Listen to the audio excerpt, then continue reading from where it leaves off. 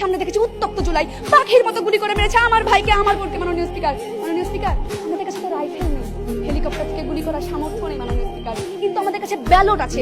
এই তারুণ্যের ব্যালট বিপ্লবে যে আমরা ক্ষমতা পালাবদল ঘটাবো তার বলার অপেক্ষা রাখেন মাননীয় স্পিকার। তরুণ ভোটাররা জুলাই পরবর্তী নির্বাচনে ক্ষমতার পালাবদলে গুরুত্বপূর্ণ ভূমিকা রাখবে। তার কারণ হলো, এক, বিগত 3টি নির্বাচনে তরুণরা ভোট দিতে পারেনি, তাই আগামী নির্বাচনে তাদের ভোটের আকাঙ্ক্ষা এবং ভূমিকা সবচেয়ে বেশি থাকবে তা বলাই বাহুল্য।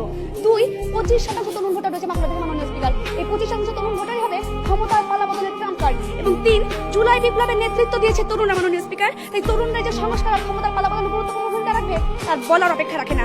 মাননীয় স্পিকার, 17 মার্চ পর্যন্ত হালনাগাদ তথ্য মতে দেশে মোট ভোটার সংখ্যা 12,44,80,687 জন। এর মধ্যে তরুণ ভোটার অর্থাৎ 18 থেকে 33 বছর বয়সী ভোটারের সংখ্যা 4,44,00,000, যারা কিনা 2014, 2018, 2024 সালে ভোট দিতে পারেনি মাননীয় স্পিকার। তারাই ছিল জুলাই বিপ্লবের কারিগর। সেই প্রেক্ষাপটে ব্র্যাক ইনস্টিটিউট অফ গভর্নেন্স ডেভেলপমেন্টের তথ্য বলছে 95.5% তরুণ ভোট দেওয়ার জন্য মুখিয়ে আছে। হ্যাঁ মাননীয় স্পিকার, সেই মুখিয়ে থাকা, সেই উন্মুখ হয়ে থাকা থেকে আমরা বলছি তরুণরা আগামী জাতীয় নির্বাচনে ক্ষমতার পালাবদলে গুরুত্বপূর্ণ ভূমিকা রাখবে।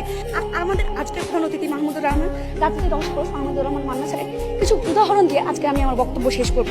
2014 সালের নির্বাচনে তিনি বলেছিলেন, প্রতিদ্বন্দ্বিতাহীন নির্বাচন জাতির জন্য কলঙ্কের। মাননীয় স্পিকার, 2018 সালের নির্বাচন নিয়ে তিনি বলেছিলেন, দিনের ভোট রাতেই হয়েছে, বিকালে শুধু ফলাফল ঘোষণা হয়েছে। 2024 সালের নির্বাচন নিয়ে বলেছিলেন, দামি নির্বাচন দিয়ে নির্বাচন ব্যবস্থাকে ধ্বংস করেছে আওয়ামী লীগ।